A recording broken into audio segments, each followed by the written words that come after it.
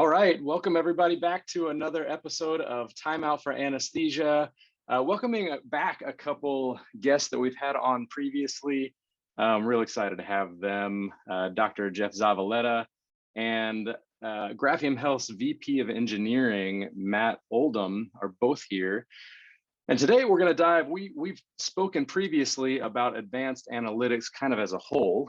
And today we're going to drill in a little bit more. Of course, we have tons and tons of reports, but there's one we just got done at the ASA Advanced 2022 business event. And at that event, when we were talking to people, this one report would come up and you could just see people's eyes light up. I think because this is kind of a report that not a lot of people can get their hands on. And when we say, yeah, we're able to offer that, no problem, they lean in and want to hear more. So we thought we'd do an episode on that and bring in Dr. Zavaleta and Matt to talk about it. And that report is the OR Utilization Report. And there's a lot that goes into that, but I'd like to start, Dr. Zavaleta, welcome back. I'd love for you, if you don't mind, just kind of give us a brief overview of what the OR Utilization Report is. And if you don't mind taking yourself off of mute. Isn't that just classic of COVID and Zoom? Anyway, yeah, thank you, man. So I am, a lot of our clients have the same concerns, problems, requests, pain points, however you want to frame it. But we're all, believe it or not, regardless of the type of facility, your location, we're all dealing with similar pressures, similar needs. And one of the common, concerns or requests that come percolating up to the top is we have surgeons that aren't using their available surgery blocks, or we have too many people sitting around at the end of the day. We just don't feel like we're being efficient with our staffing and with OR need, right? So the surgeons are posting time or have available time and are not using it.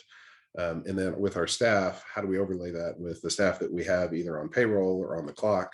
How well are we using that at later parts of the day or throughout any part of the day? How well, how frequently do we need the overtime staff, et cetera? So these are questions we keep hearing. Some of those questions we can answer better than others. And the report that came out of this effort, we call our OR location utilization or Heatmap utilization. And basically we look at each 30-minute interval throughout every weekday of a given month. And we'll look at a quarter at a time. So 3 months in a row. For every 30 minutes through that 24-hour block, how many actual OR sites are being used? And that's it. And then we put it on Heatmap, so you can very easily look at what does it look like at 7 o'clock and 7:30, 8 o'clock in the morning. How do things ramp up? And then towards the end of the day, how are we unwinding this? What does it look like at 3 o'clock, 5 o'clock, 7 o'clock? What does it look like overnight? A lot of really neat visualizations and questions you can get answered in a very quick way once the data is serviced and visualized. Okay, so fantastic. I'm so excited to talk about this. Matt Oldham, thanks for being here too. I want to move over to you and just ask, when we talk about OR utilization reports, what pieces of data are we gathering from the anesthesia record to create this? Yeah, happy to be back, Dave. Yeah, ironically, this report it's one of our most complex. I think that'll become clear as Jeff shows you kind of what some of the visualizations look like and some of the calculations that go into that report. But the irony is that we only really need a couple of pieces of data. We need to know the date of service for the case or the time period we're looking at or the date of service range. And the anesthesia start and end. That's really all we need to calculate this report. We don't even need to know which OR locations are in use, just how many cases are happening at each time of the day. So date of service, anesthesia start, and anesthesia end is really all you need for a given facility, and you can calculate the things that we're going to look at today. I think that you bring up a point that blows my mind every time, is how much we can get out of just a few pieces of data. How valuable each individual piece of data becomes, and what kind of not just reports but also visualizations we can give our clients. Speaking of visualizations, Jeff, I think you actually have with you a visualization to share with us today about OR utilization. Can you show us the dashboard and walk us through this report? Yeah, we'll pull it up here. So this Okay. is a look at the different dashboards that we have, over a dozen of different questions that you're trying to answer, from quality to efficiency. But we have this scorecard we call location utilization scorecard. And if you open that up, this is what you will see. Kind of give you an overview. And again, we're only looking at the anesthesia start and end times for a given facility for a data service. We can't answer every question you want about your operations, but it does provide some really interesting information to noodle on, to think about, to bring up to decision makers that may have a different opinion. So this makes me, Jeff, this makes me feel like I'm plugged into the Matrix. Just this graph here. Okay. Yeah, well, there's so much to it. Just from immediate view, it's like, whoa, what is all this? Yeah. So let me just get from a high level, and then we can kind of take a deeper dive. So Perfect. Here you'll see these color charts. These are heat maps, and there are 3 of them. So this top one is for month 1, and then you come down, and here you have month 2, and then you have month 3. And then towards the bottom, you have 2 more graphs, an area chart and a bar chart. We're going to get into those a little bit later. But these 3 heat maps, you just represent 1 month that's under consideration at a time. With all of these reports, we have these drop-down filters where you can select any date range. You can set whatever month you want to select. You can aggregate the facilities together if you want to. Right now, we're just looking at a demo data set that's called Graphium Medical Center. We're intentionally excluding weekends, so we're only going to look at specific weekdays. And you can look at individual surgeons or anesthesiologists or CRNAs, but right now we're just aggregating the entire facility or group of facilities and looking at 1 month at a time for 3 different months. If you look at 1 month graph here, you'll see the x-axis here are actually days of the week, right? So we're starting on July 1st. And then as you scroll to the right, it's going to take you all the way to July 30th, and it skips the weekends. And then on the y-axis, here you can see it starts at midnight, and it goes till 12:30, and then 1 a.m., 1:30, etc. And it goes all the way throughout the 24-hour time period down to 11:30. And for each one of these blocks, we are going to calculate how many locations are you using in that 30-minute block, and you assign a value, right? And then you can color code that so that when you look at this, you're right, it does look maybe confusing at first or intimidating, but the colors will tell you where the hot zones are and where are you peaking out. Awesome. Right? What does 7 o'clock look like in the morning, or 7:30? What are your on-time starts? Not on-time starts, I'm sorry. How many locations are you running, right off the bat? What does 7:30 look like versus 8 o'clock? And then people have everybody is a little bit different. Some people have different surgeon blocks that start after lunch, right? So you have the 1 o'clock blocks. How well are those being used? And then, when things start winding down at the surgery center or at the hospital at 3 o'clock or at 5 o'clock, how quickly are things coming down versus, what your expectation is. If you're paying folks to sit around for 8 hours, but all the surgeries are done by 11 a.m., obviously you're going to have a lot of inefficient kind of resource that's available but not being utilized or generating any revenue. So that kind of gives you an idea of these heat maps up top. Keep in mind, this is all randomly generated data, so it doesn't quite make sense. Like, why would you be running 4 locations at 1:30 in the morning here on July 13th? I get it. But when you actually have real data, you'll see that depending on your call team, you usually have 1 or 2 locations running in the middle of the night. And then down here in this row about 7 a.m. or 7:30 is where things start to tick up. And things tend to be most busy between 7 and 1 for the OR. So how do you start? How do you end? And dummy data or not, I can tell my eyes are instantly drawn to the hotter parts of the map, right? There's a number 6 right there that's just jumping out at me immediately. Right. And that seems to be the intended effect.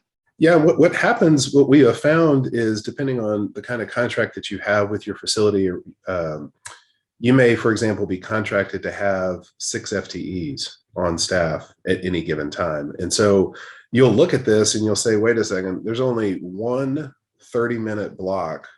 Well, here's a couple more, 2, 3, 4.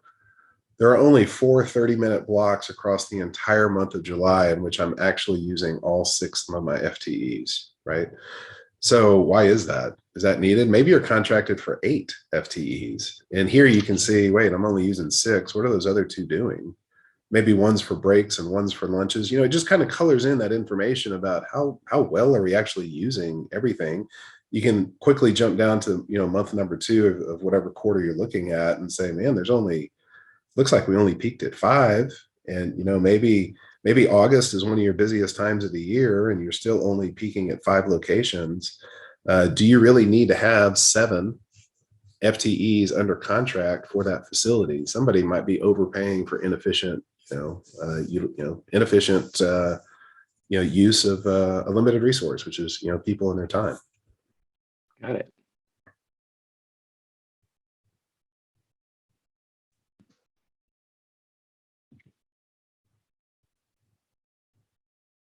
That was really incredible. I love the way I can instantly look at it. At first it seemed like a big mess, and now I'm seeing I can instantly jump into this and within seconds evaluate our efficiencies. Yeah, and I'll show you another way to visualize it, right? So a heat map gives you kind of a sense of, quote, raw data where you can look at, hundreds of these 30-minute blocks very quickly. But still people had more questions, and it kind of brings us to these graphs at the bottom. This first one takes a little bit to wrap your head around. Let me spend just a couple of minutes talking about it. We titled it Max Locations Per Hour of the Day. And what this does is it's looking at, again, 3 months worth of data. So October, November, December. Let's just take out October and November. We'll just look at 1 month. So this is just for the month of December. And what you're looking at on the x-axis here is, again, every 30-minute block. The difference here is you're saying for every 30-minute block, I want you to show me what is the max locations that I used at that time period. So what was the worst case scenario for a given month at 7:30, which is usually the busiest time, right? That's when everybody wants to cut. So we need to have everybody, on staff ready to open up rooms. And so, starting here at 7 o'clock, you'll see our peak was 5. And so the most number of locations we used during that 7 a.m., 7:30, 30-minute block was 5 locations. And then you can see, now obviously, again, this is dummy data. So the fact that you're running 4 locations, at 12, 1 o'clock in the morning doesn't make sense. But normally with real data, this graph would be pretty low, maybe at 1 or at 0 up until 7 a.m. And then you'd have a nice bump up to your max locations, right? And then you would drop back down once you hit 3, 5 o'clock, 6 o'clock, whenever it is that you're expecting to bring down your ORs and let go of your nursing staff and any anesthesia team staff. Then you'll see this, hopefully take a pretty steep drop. What you don't want to see is high peaks and troughs. And when you have high peaks and troughs, that means we're using a lot of people, we have high volatility, so to speak, where we have the need for 5 people, and then it immediately goes away. And then it comes back, and then it goes away, and then it comes back. It indicates that you're not using your surgery block times efficiently, but rather I need peak availability at 7:30, and then I need a peak availability at 10, and then I need peak availability at 3. Well, it's really hard to keep people, staffed. It increases your subsidies with things like that because you have people sitting around. At the end of the day, they're not going to be able to generate enough units or enough minutes because there simply aren't cases being posted efficiently. So that's this max locations per hour of day. For every 30 minutes of the day across that entire month, what was the most locations I needed at 9 a.m., at 9:30, at 10 a.m., at 10:30, et cetera, all through the day. So you can get an idea of how well are we actually using what we're budgeted to be using. And then another kind of visualization of the same data set, and I know it gets a little confusing, but it's still the anesthesia start, stop time, the facility, and the data service. With that data, we get this last graph here, which we call frequency of max locations per month. This is really probably where the rubber meets the road. And it's worth getting into the weeds to understand what this means. And what we're doing here is, again, looking across 3 months. Here we're looking at October, November, December, and we are aggregating, counting up, summing the total number of 30-minute blocks needed for each of those locations. For example, here you'll see across this 3-month period, we only needed we needed 7 locations for only one 30-minute block, and that was in the month of November. So there was, if you look at 3 months worth of data, there was just one time that you ever needed 7 people, and it was for one 30-minute block. So at this hospital, if you're contracted for at 7 FTEs or maybe 8 FTEs, so that you have one person available to give breaks, you're saying you're clearly not using everybody, right? You only needed one person 7 times. I'm sorry, you only needed 7 people one time. If you go down to 6, you only needed 6 people for 2 different 30-minute blocks, right? So here you could take this data to your surgeons or to your hospital administration. You say, hey, look, I think we can come down to 5 FTEs. And you'll only have to say no to the surgeons on 3 different occasions across a 3-month period. And that equals real dollars, right? That equals salaries, depending on, how many numbers we're talking, what kind of numbers we're talking about here, it equals real dollars. And it allows the administration to understand you are paying X number of dollars so that you don't have to say no 3 times out of the year. There's a lot of double negatives. Maybe another way to say it is, if I reduce my number of locations by 2, so I'm only going to be contracted for 5 FTEs, then I'm only going to have upset surgeons for 3 times over a 3-month period. And it's only going to last for 30 minutes. Like, these are short little blocks. And so it gives support and, evidence or data to the perception that, man, we have a lot of people sitting around after 1 o'clock or on the mornings on Thursdays, so we can filter this graph to look at specific days as well. To get a better understanding, is my perception really in line with reality and the numbers? And maybe there's a way that we could improve our partnership with the hospital, bring them a better value for what they're paying for, because they may be overpaying for things that they're just not using. So it doesn't mean you have to reduce the number of FTEs. It just means it gives you an evidence and data of how well are you using this. Ideally, you would have this max all the way across and then drop off, right at 7, and you're always using 7. That never happens. Really, what you want to see, what you don't want to see, is this long tail where you're only using 5 locations, for 5 times out of the quarter. You're only using 6 locations 2 times out of the quarter. You're only using 7 locations 1 time block out of the quarter. I mean, what if there was an 8 out here and there was 1? I mean, now you're looking at a lot of potential money you could save because you're way overstaffed for that facility. You're only using all of your staff a very few limited number of times. So hopefully that makes sense. We got a lot of questions about it, but again, I think it tells a really compelling story if you understand the question that you're trying to ask. Oh yeah, I think, first of all, I think the reports are beautiful and extremely, to me, especially someone who's not a data specialist or anything like that, so easy to understand and to make sense of.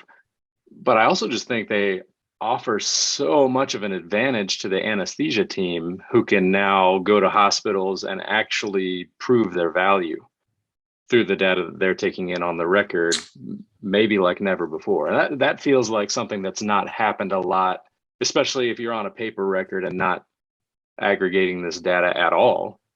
Well, yeah, 100%. And hey everyone, David here. We are going to wrap that conversation up here and do part 2 in our next episode. So make sure you follow up there.